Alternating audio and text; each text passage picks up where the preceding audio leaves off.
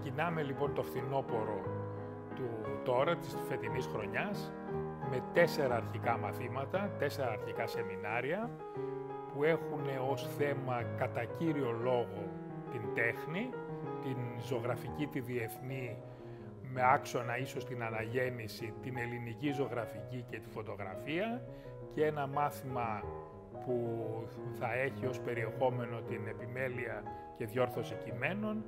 και με διδάσκοντες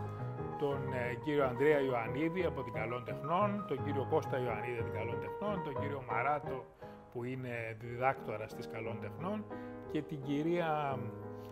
Αρετή Μπουκάλα που έχει αυτή την πολύ γνωστή μεγάλη εμπειρία στη διόρθωση και επιμέλεια. Αυτά για αρχή, και θα συνεχίσουμε με μαθήματα, σεμινάρια που αφορούν